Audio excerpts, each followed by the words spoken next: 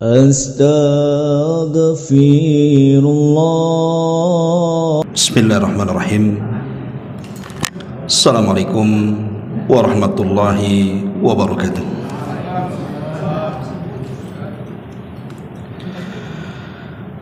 Bihamdillahi wassalatu wassalamu ala rasulillah wa ala alihi wa sahbihi wa mawalah wa la hawla wa la quwwata illa billahi wa ba'du. Alhamdulillah, di malam hari ini kembali kita bisa duduk di Masjid Muhajirin dan senantiasa terus mendoakan kebaikan kepada yang membangunnya dan yang memakmurkannya. Kemudian juga salawat dan juga salam demi keberkahan majelis di malam hari ini kita hadiahkan kepada Rasul kita Nabi besar Muhammad sallallahu alaihi wa ala alihi wasallam. Pembahasan di malam hari ini kita akan membahas tentang 4 doa Nabi, di mana di 4 doa yang diajarkan Rasul kepada kita ini terkandung kebahagiaan dunia kita dan akhirat kita. Kita tahu bahwa doa adalah silahul mukmin, senjata bagi orang-orang yang beriman. Sesuatu hal yang mungkin mustahil bagi kita, tapi bagi Allah subhanahu wa ta'ala menjadi mungkin semuanya. Ini karena doa-doa kita. Contoh sederhana saja,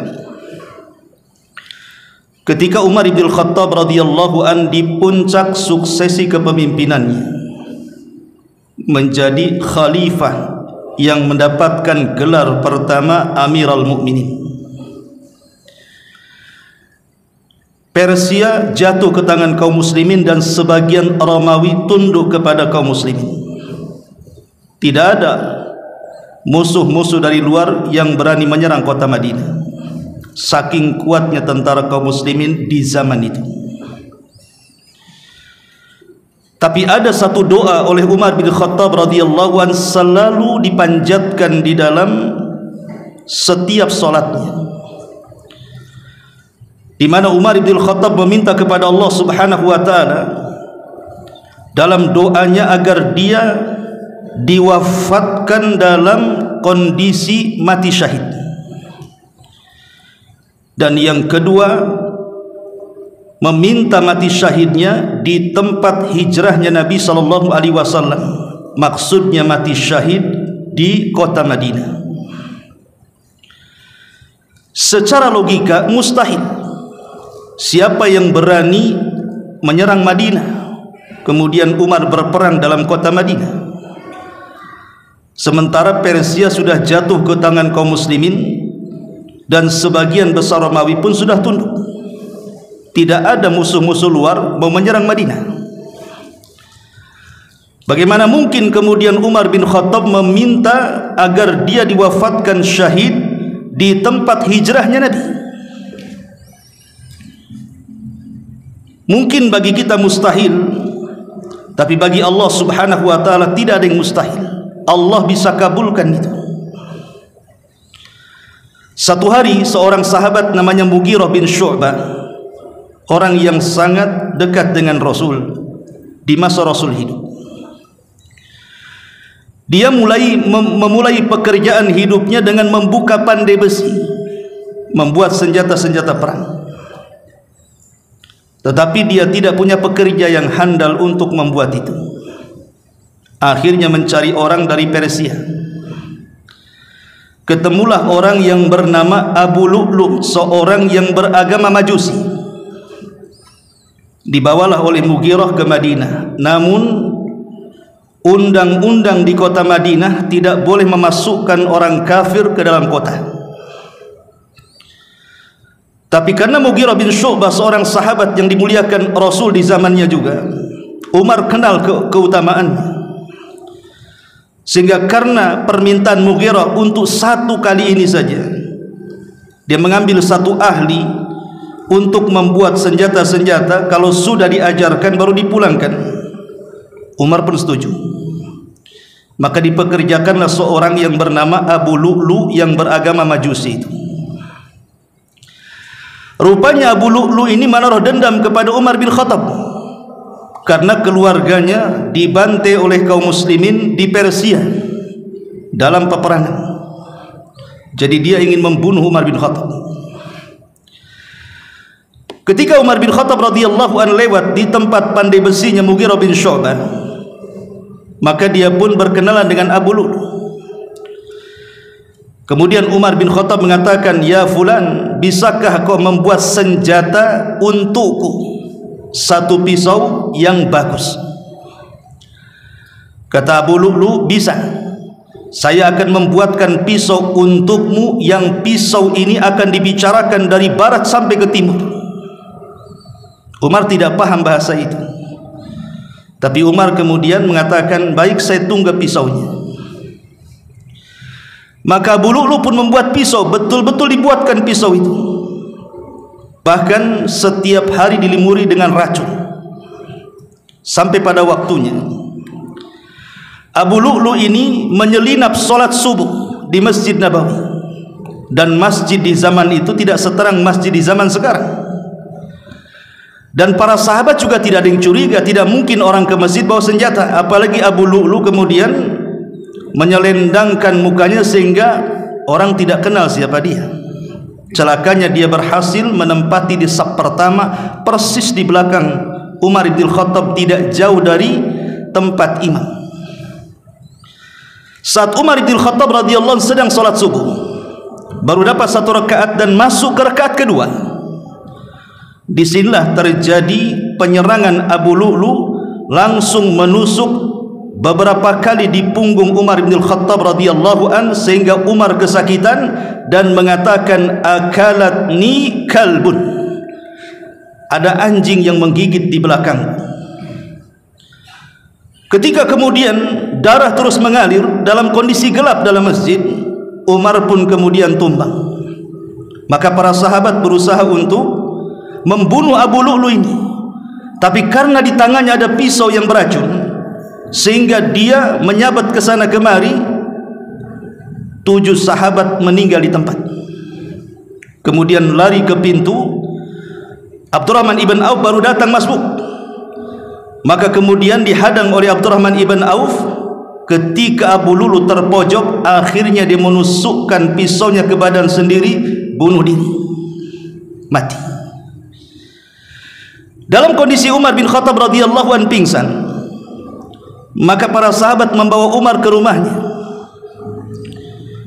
Beberapa tabib yang handal didatangkan, namun setiap obat yang dimasukkan selalu keluar dari bekas lukanya, sehingga tabib mengatakan, Amirul Mukminin tidak mungkin tertolong lagi, dia pasti mati. Kemudian ada seseorang yang paham dengan kebiasaan Umar bin Khattab radhiyallahu anhu. Umar itu kalau mendengar suara azan, dalam kondisi tidur pun dia langsung terjaga. Jadi kemudian adalah yang berkumandang azan di situ. Maksudnya bukan untuk sholat, untuk membangunkan Umar.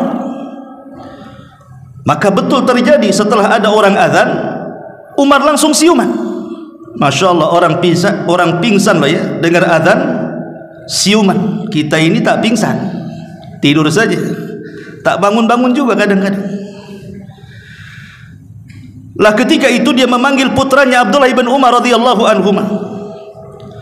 Kemudian Umar mengatakan, "Man qatalani?" Siapa yang membunuhku? Maka Ibnu Umar mengatakan, budaknya Mughirah ibn Syu'bah, maksudnya Abu Lu'lu. Ketika Umar mendengar bahwa yang membunuh dia adalah Abu Lu'lu, seorang Majusi, tiba-tiba Umar tersenyum, kemudian mengatakan, Alhamdulillah, Alhamdulillah, alladzi qatalani rajulun lam yasjud lillahi walau kana sajda. Saking bahagianya Umar mengatakan, alhamdulillah, rupanya orang yang membunuhku adalah manusia yang tidak pernah sujud kepada Allah walaupun satu kali, alias kafir. Kemudian Umar bin Khattab radhiyallahu an bertanya kepada orang-orang di sekitarnya, asallan nas, apakah manusia sudah salat? Maka orang-orang mengatakan, sudah wahai Amirul Mukminin, Abdurrahman ibn Auf menggantikan dirimu. Maka Umar bin Khattab radhiyallahu an mengatakan, bagus, la hadza fil Islam liman tarakas salat. Tidak ada bagian dari Islam bagi orang yang meninggalkan salat. Kemudian dia pun menghembuskan jiwa terakhirnya dan mati syahid. Kenapa Umar mati syahid? Karena dibunuh orang kafir. Orang yang dibunuh orang kafir itu mati syahid. Di mana Umar meninggalnya? Di Masjid Nabawi. Persis seperti doanya. Itulah doa Umar bin Khattab. Dia minta mati syahid di tempat hijrahnya Nabi. Padahal itu kan mustahil. Siapa yang mau menyerang kota Madinah? Tapi Allah buat cara lain supaya betul-betul dia mati syahid dan meninggal di tempat hijrah Nabi SAW. Berarti kita berdoa kepada Allah itu jangan menyangka Allah tidak sanggup untuk mengabulkannya. Sesuatu yang kita anggap mustahil menjadi mungkin bagi Allah Subhanahu wa ta'ala. Ma'asyiral muslimin yang dimuliakan Allah Azza wa Jalla, ini sebagai muqaddimah pembahasan kita bahwa doa adalah senjata bagi kita kaum muslimin. Tapi sayang, tidak ada yang tahu nilai sebuah doa kecuali para nabi dan orang-orang yang mengikuti mereka dengan baik. Sekalipun Al-Quran dan Sunnah sudah menjelaskan tentang keistimewaan doa, masih banyak orang-orang yang malas untuk berdoa. Buktinya setiap ada masalah, banyak di antara kita yang jarang mengeluh kepada Allah Azza wa Jal, bangun di sepertiga malam tahajud kemudian menengadahkan tangan ke langit meminta ya Rabb ya Rabb. Tapi kebanyakan kalau ada masalah justru mengadu kepada makhluk, mengadu kepada manusia, bukan mengadu kepada Allah terlebih dahulu. Di sini ma'asyiral muslimin wal muslimat rahimakumullah, ada 4 doa rahasia di balik kebahagiaan dunia dan akhirat. Kita tahu bahwa kunci kebahagiaan itu dicari semua orang. Anak kecil ingin bahagia, orang remaja ingin bahagia, orang dewasa ingin bahagia, kakek nenek ingin bahagia, laki-laki perempuan, mukmin kafir, yang hitam yang putih, semua ingin bahagia. Saya kira tidak mau orang yang menginginkan hidup sengsara susah itu, tidak mau. Semua pasti ingin bahagia. Tapi terkadang ada orang yang salah ketika mencari kebahagiaan. Lah di sini Nabi SAW memberikan salah satu kuncinya.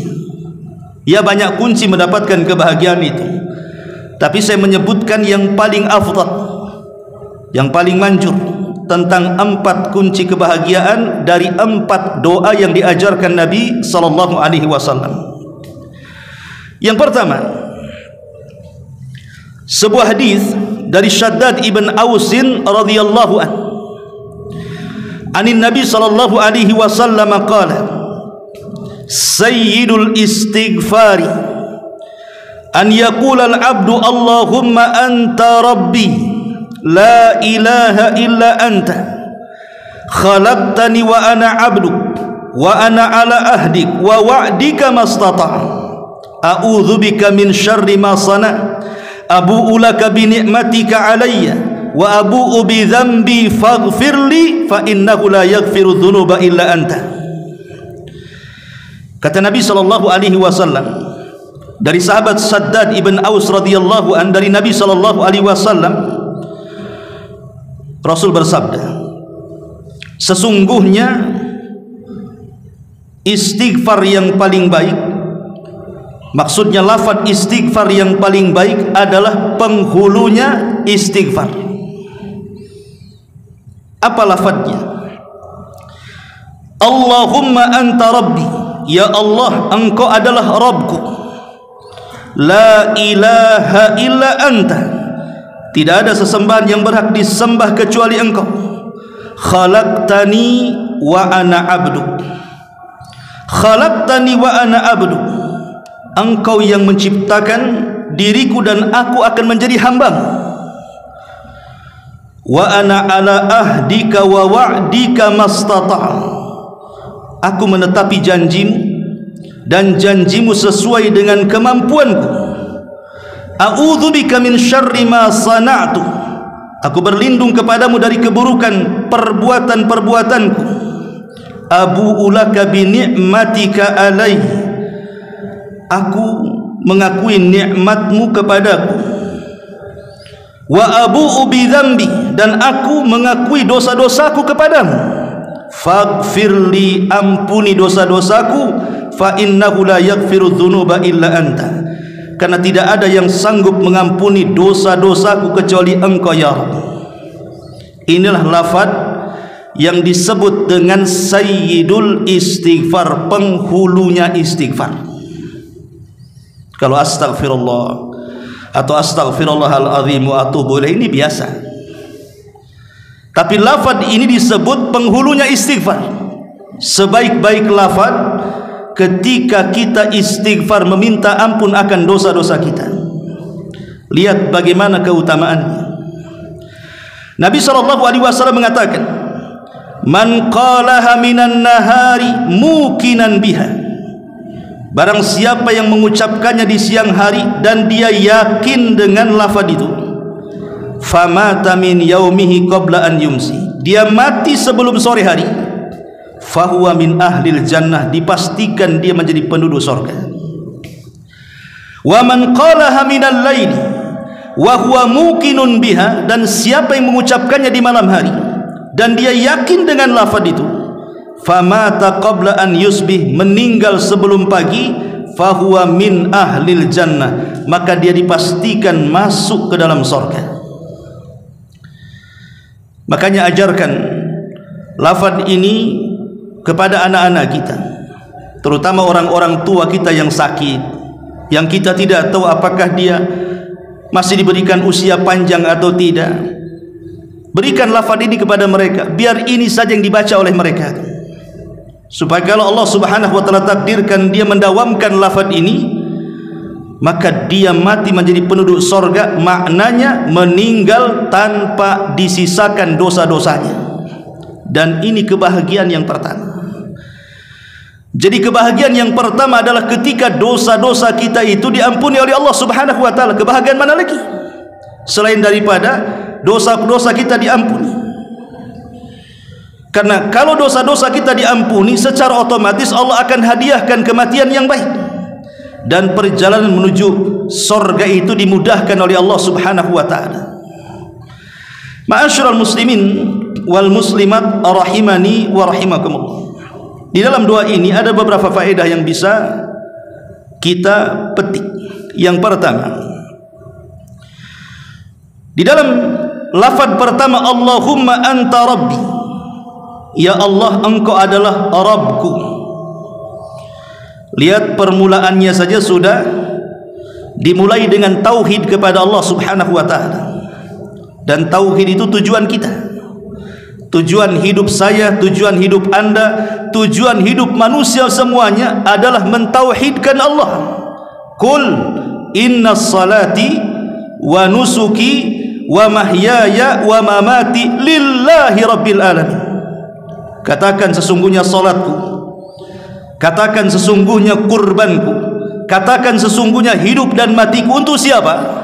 Lillah, semuanya untuk Allah Subhanahu wa taala. Itulah tauhid. Makanya kenapa kemudian lafaz ini disebut sayyidul istighfar? Karena dimulakan dengan tauhid. Sesuatu yang dimuliakan dengan tauhid pasti akan dimuliakan oleh Allah Subhanahu wa taala. Contoh saja, kenapa surah Al-Fatihah itu menjadi induknya Al-Quran, di mana seluruh isi Quran itu terangkum dalam surah Al-Fatihah.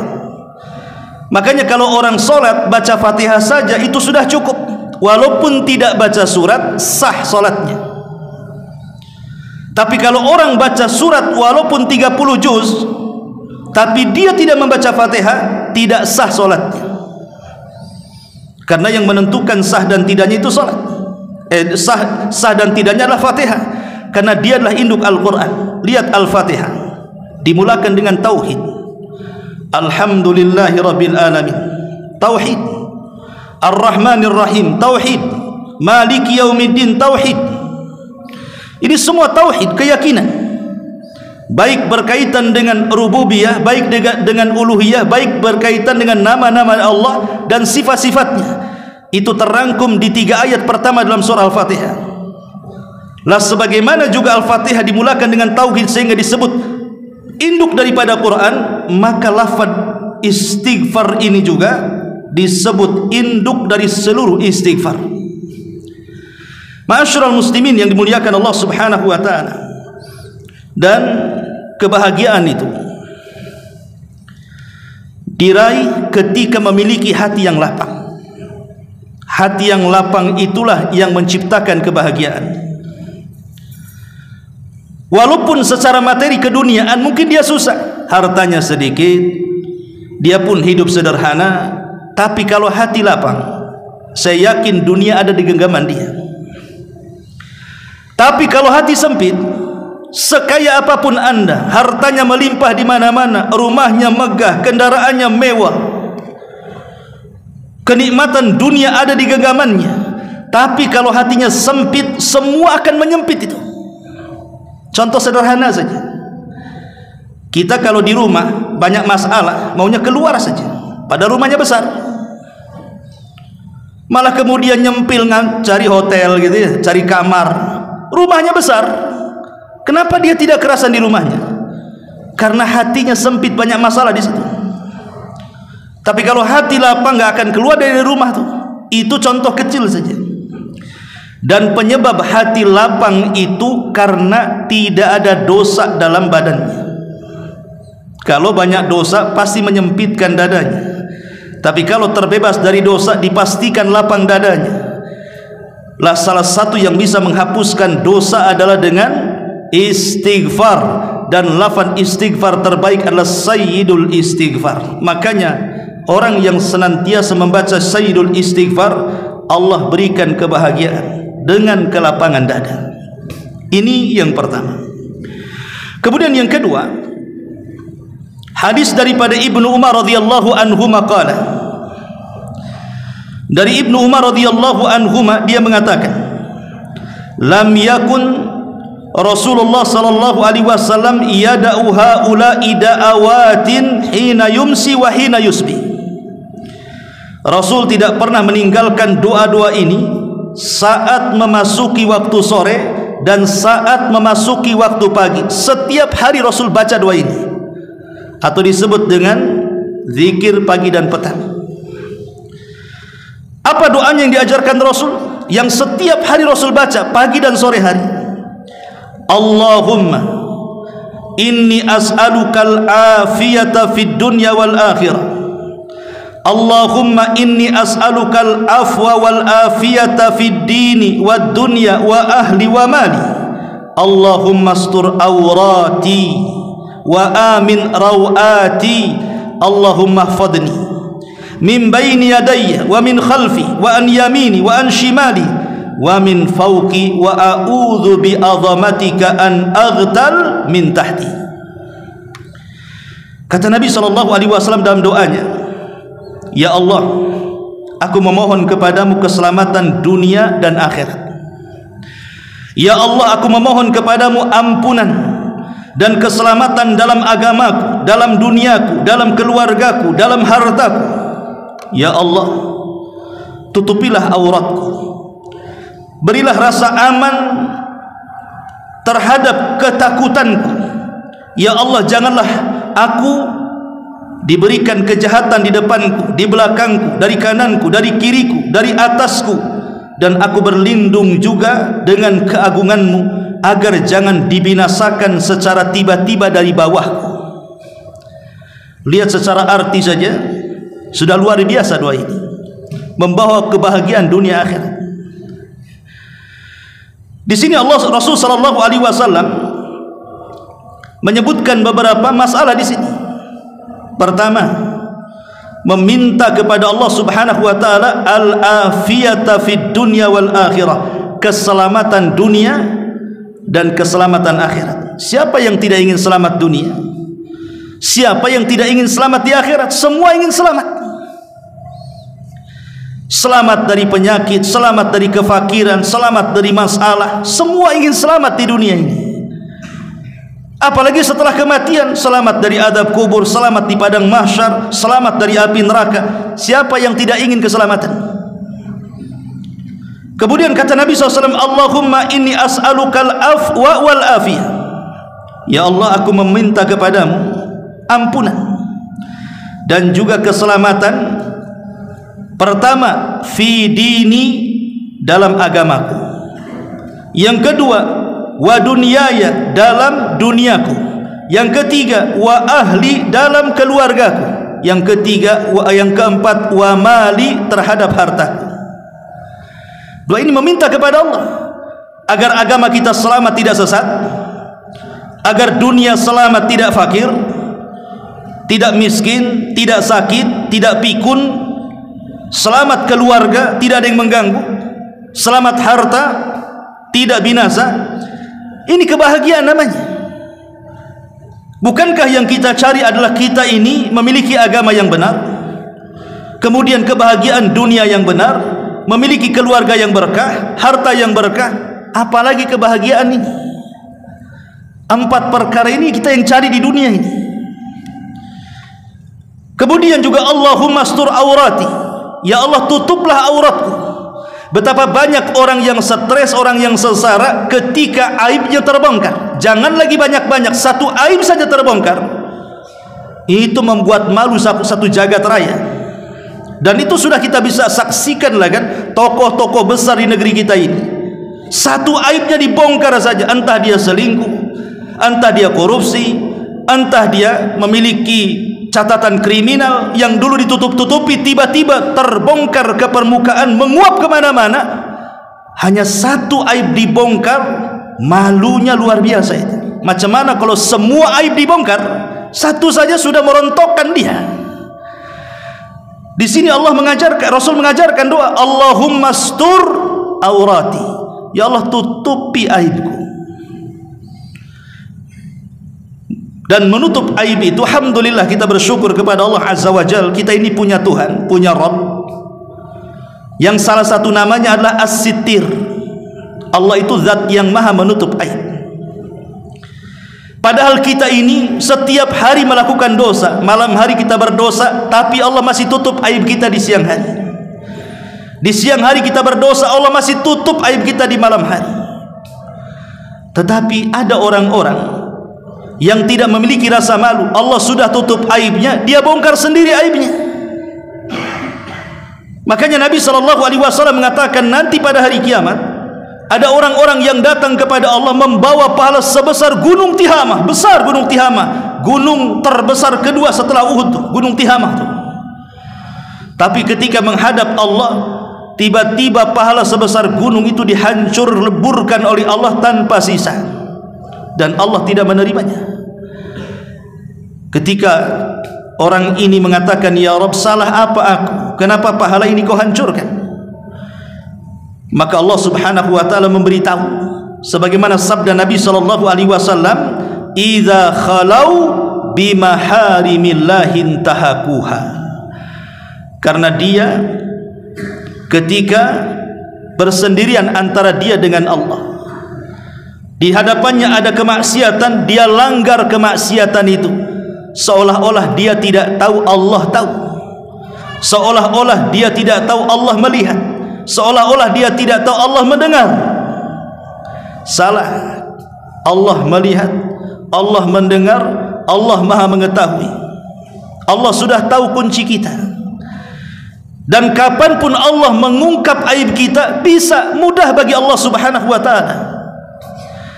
Makanya kita meminta kepada Allah agar ditutupi aib-aib kita. Dan ini sebuah kebahagiaan masih ditutupi aib kita. Kemudian Allahumma hfadhni min baini yadai wa min khalfi wa an yamini wa an shimali wa min fawqi. Ya Allah, jaga aku dari keburukan yang datang dari depan, yang datang dari belakang, yang datang dari sisi kanan dan kiri, yang datang dari atas. Kita tahu bahwa keburukan dalam badan kita ini ada dua macam. Ada keburukan dari luar, ada keburukan dari dalam. Keburukan ini disebutkan di dalam Al-Quran dalam dua surat. Pertama suratul Falaq, dan ini keburukan yang mengancam di luar badan kita. Yang kedua suratul Nas, dan itu keburukan yang mengancam di dalam badan kita sendiri. Adapun suratul Falaq, Allah mengatakan min syarri ma khalaq, keburukan yang datang yang Allah ciptakan. Bukankah tidak semua ciptaan Allah itu baik? Ada juga ciptaan Allah yang tidak baik. Pepohonan, ada yang bisa dimakan buahnya, ada yang tidak dimakan, mungkin beracun. Ikan-ikanan, ada yang bisa dimakan, ada yang tidak bisa karena beracun. Jadi makhluk Allah itu tidak semua baik, ada juga yang tidak baik, bahkan bisa membunuh. Makanya kita berlindung dari makhluk yang Allah ciptakan. Begitu juga manusia. Kita kenal di depan kita ini orangnya baik, di depan kita, rupanya di belakang kita dia pula menusuk kita. Nampaklah dia itu muamalahnya luar biasa dengan kita, rupanya dia pula musuh bebuyutan kita. Kita tidak tahu. Namanya manusia itu makhluk, ada yang baik, ada yang tidak baik. Kita meminta kepada Allah dari keburukan makhluk ini. Min syarri ma khalaq wa min syarri ghasikin idza waqab, dan dari malam apabila menutupi dan menjadi gelap. Malam adalah sebuah keburukan bagi kita. Makanya kita dilarang untuk banyak keluar di malam hari kecuali karena ada sebuah hajat. Karena malam ini kekuatan setan meningkat. Lihat, semua maksiat itu ada di malam hari. Tukang sihir ngirim sihir di malam hari. Orang hasad mengirim penyakit ain di malam hari. Diskotik, lokalisasi, tempat judi, tempat mabok, pelacuran, semua ada di malam hari. Terkadang kita ini keluar di malam hari, sebenarnya tidak ada niat jahat, tetapi karena setan menguat di malam hari, muncullah kemudian niat-niat jahat itu. Kita berlindung dari kegelapan malam karena di belakang gelap itu ada setan yang berusaha untuk mencelakakan kita. Kemudian yang ketiga, wa min syarri hasidin idza hasad wa min syarri naffatsati fil uqad, dan dari hembusan-hembusan wanita-wanita tukang sihir. Jadi sihir adalah musuh kita yang ada di luar sana. Bisa saja ada orang yang hasad kepada kita, kemudian mengirim sihir kepada kita. Kemudian yang terakhir, wa min syarri hasidin idza hasad, orang yang hasad. Orang yang hasad ini tidak bisa diketahui, seperti mencari ikan di air yang keruh. Kita tidak tahu, kita memiliki tetangga banyak, samping kiri kanan belakang depan. Yang hasad dengan kita itu yang siapa yang tahu? Tidak ada. Terkadang dianggap baik, rupanya dia pula yang hasad. Lah ini musuh-musuh ini semua di luar kita tuh. Baik setan, baik orang yang hasad, baik tukang sihir, baik makhluk-makhluk yang jahat, itu kan di luar kita. Dan satu waktu mereka bisa menyerang kita dari depan, dari belakang, dari samping kiri, dari kanan, dari atas, kan itu. Atau musuh yang ada dari dalam. Apa itu? Hawa nafsu.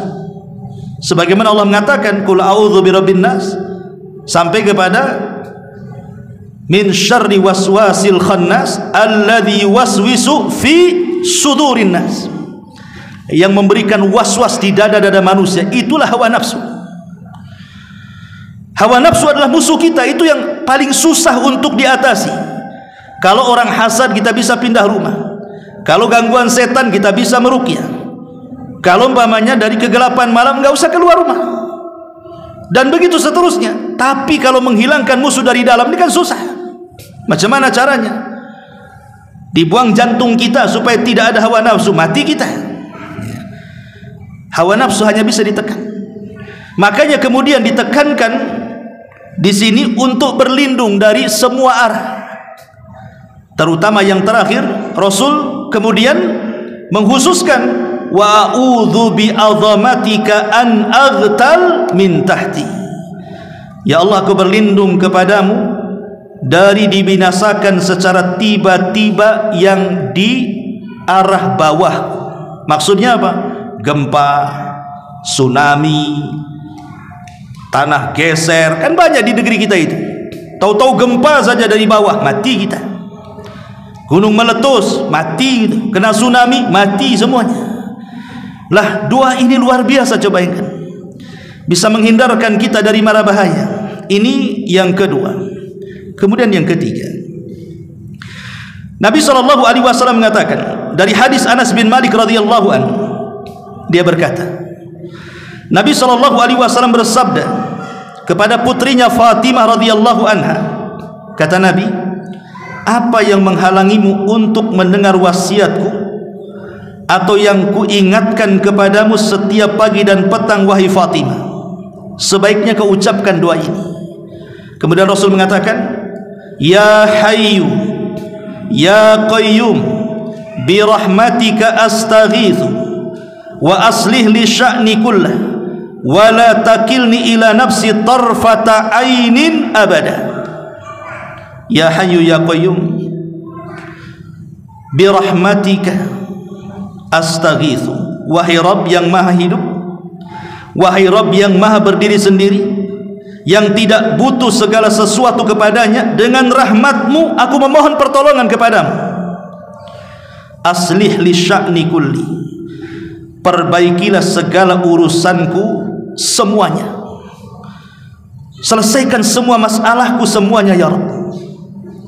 Wala takilni ila nafsi tarfata ainin abada, dan janganlah engkau menghilang dari diriku walaupun sekejap mata selamanya. Lihat doa ini, walaupun pendek tapi kandungan maknanya luar biasa. Siapa di antara kita yang tidak ada masalah? Mustahil. Orang yang tidak ada masalah itu hanya ada di sinetron saja. Tapi dalam kehidupan nyata setiap manusia punya masalah. Masalah kesehatan, mulai juga dia sakit parah, meringkuk di ranjang bertahun-tahun, duduk di kursi roda bertahun-tahun, kadang-kadang koma tidak mati-mati berbulan-bulan. Ataupun masalah ekonomi, dulu memang dia jaya, akhirnya terpuruk burung tikar, sudah tidak gagah lagi, tidak bisa sombong lagi, pangkat dan jabatan.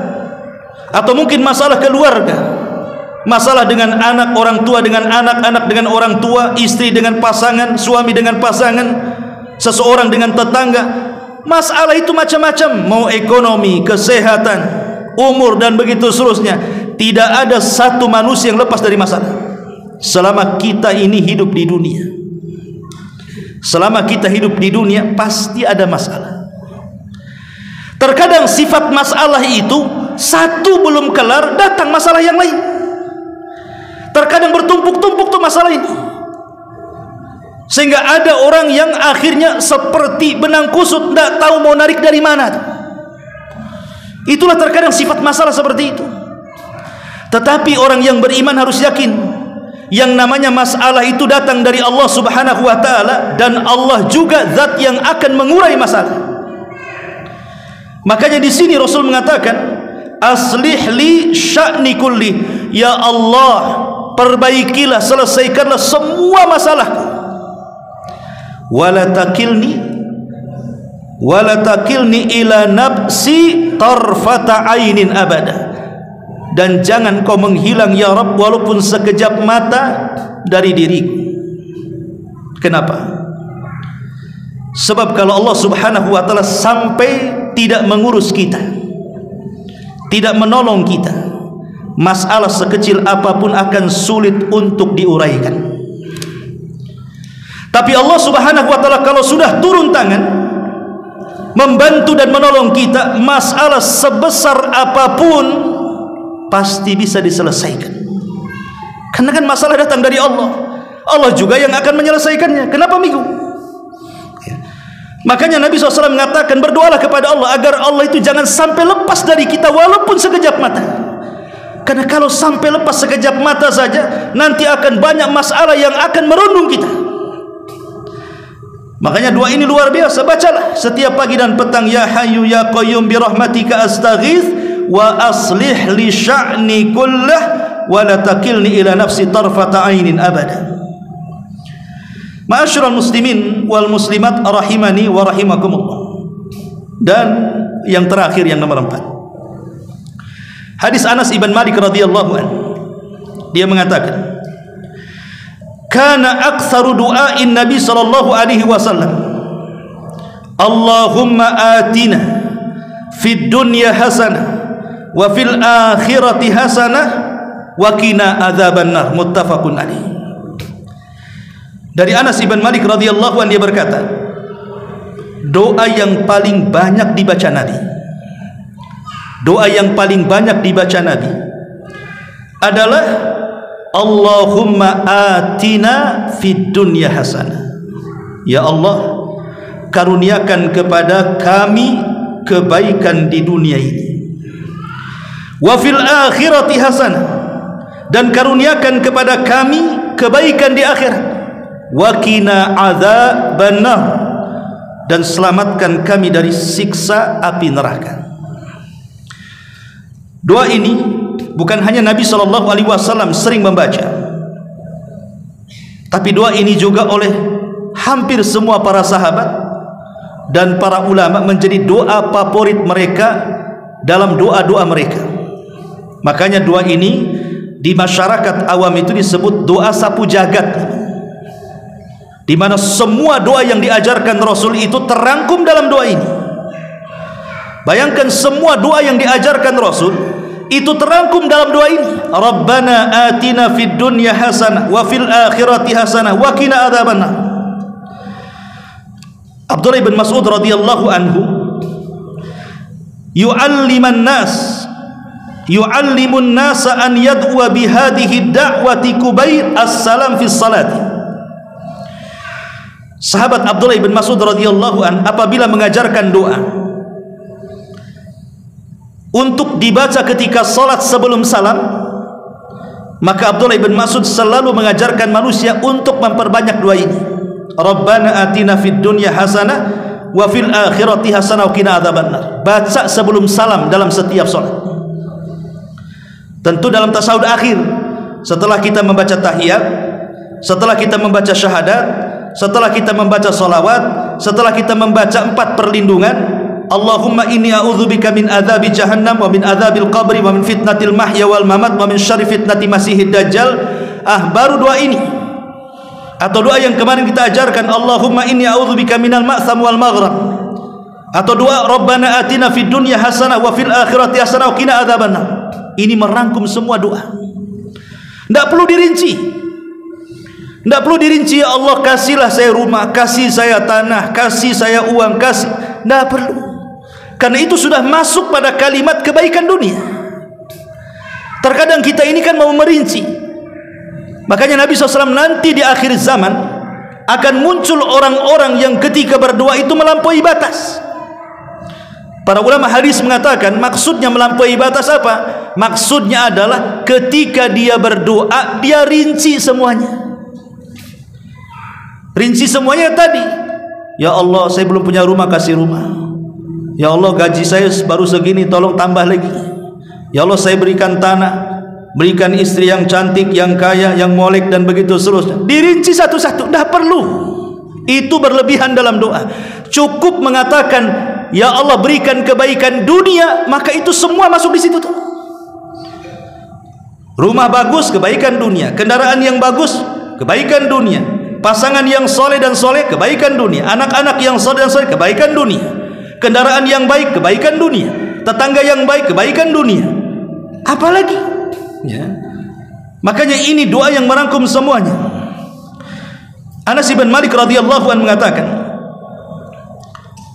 jadi Anas ibn Malik radhiyallahu anhu satu hari berdialog, kemudian ditanya, ya Anas, engkau kan menemani Rasul 10 tahun. Karena Anas bin Malik itu kan pembantu Nabi selama 10 tahun. dari usia 10 tahun sampai usia 20 tahun sampai Rasul meninggal. Anas ibn Malik menjadi pembantu Nabi SAW. Seorang mengatakan, ya Anas, sesungguhnya saudara-saudaramu yang datang kepadamu dari Basrah sana, mereka meminta agar engkau mendoakan bagi mereka kepada Allah. Maka kemudian Anas ibn Malik radhiyallahu anhu mengatakan, baik, saya akan doakan mereka. Apa doanya Anas ibn Malik? Allahumma ighfir lana warhamna wa atina fid dunya hasanah wa fil akhirati hasanah wa qina adzabannar. Kata Anas bin Malik, ya Allah, ampuni kami dan mereka, rahmati kami dan mereka, berikan kepada kami kebaikan dunia dan mereka, berikan kepada kami kebaikan akhirat dan mereka, dan jauhkan kami dan mereka dari azab yang sangat pedih. Niat para sahabat ketika meminta agar didoakan, doa seperti ini. Jadi kalau seandainya antum ini dimanapun berada, tiba-tiba ada mungkin saudara kita yang minta doa, ujuk-ujuk minta doa sama kita, tolonglah doakan saya, tolong doakan saya. Kan sering mungkin ya, ada sebagian orang yang datang kita minta doa tuh. Maka bacalah doa Anas bin Malik. Semoga Allah berikan kebaikan di dunia untukmu, semoga Allah berikan kebaikan akhirat untukmu, semoga engkau dijauhkan dari api neraka. Itu doa yang paling baik. Ajarkan seperti itu. Kalau tidak bisa bahasa Arabnya, pakai Indonesianya kan gitu. Sama saja, Allah Maha tahu. Tapi kalau diajarkan bahasa Arabnya, saya kira semua tahulah kalau doa sapu jagat ini. Sampai ada lagunya pula doa ini. Intinya bahwa doa ini luar biasa. Apa faedah doa ini? Ma'asyiral muslimin yang dimuliakan Allah Subhanahu wa taala. Faedah doa ini bahwa ada 3 masalah dalam doa ini. Pertama, minta kebaikan dunia, dan ini di dunia. Yang kedua, minta kebaikan akhirat, artinya setelah kematian. Dan yang ketiga, minta supaya dijauhkan dari azab neraka, artinya setelah kematian. Berarti di sini 1/3 minta dunia, 2/3 minta akhirat. Karena yang 1 dunia, yang 2 akhirat. Berarti kalau kita berdoa kepada Allah Subhanahu wa taala, jangan melulu dunia saja. Cukuplah 1/3 doa kita dunia, 2/3 itu akhirat. Karena tujuan kita ini jangan dikalahkan dengan dunia. Dunia ini akan meninggalkan kita atau kita meninggalkan dunia. Dunia ini tidak fana, tapi akhirat itu yang fana. Terkadang kita ini mengejar 1 tetes yang ada di ujung jarum, sementara lautan yang tak bertepi kita tinggalkan.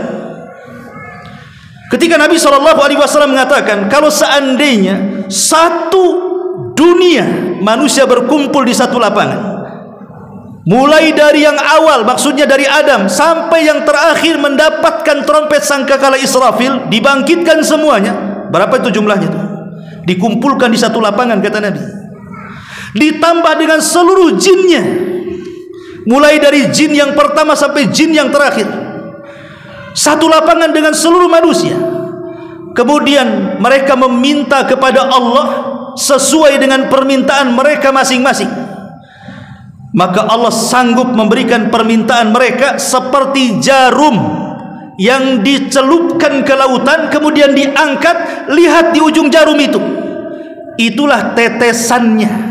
Hanya 1 tetes itulah cukup untuk memberikan semua permintaan manusia dan jinnya. Sementara kekayaan Allah itu seluas lautan tak bertepi. Makanya saya katakan, manusia ini aneh, mengejar yang 1 tetes tapi meninggalkan lautan yang tak bertepi. Di mana akal kita? Ma'asyiral muslimin yang dimuliakan Allah Subhanahu wa taala. Maka doa ini luar biasa. Makanya kalau kita rangkum dari semuanya, ada 4 poin kunci kebahagiaan dalam 4 doa ini. Dalam doa pertama bicara soal pengampunan dosa. Pada doa yang kedua, keselamatan dunia, agama, harta dan keluarga. Pada doa yang ketiga, kebaikan yang menyeluruh dalam setiap perkara, karena Allah ikut campur tangan menyelesaikan di dalamnya.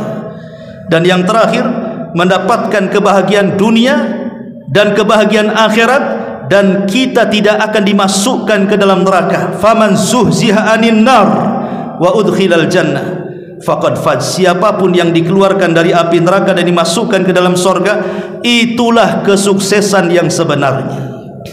Inilah di antara 4 doa rahasia kebahagiaan dunia kita dan akhirat kita. Wallahu a'lam bishawab. Dan manfaatnya. Subhanaka wa bihamdika asyhadu an la ilaha illa anta astaghfiruka wa atubu ilaik. Allahu ta'ala alam. Assalamualaikum warahmatullahi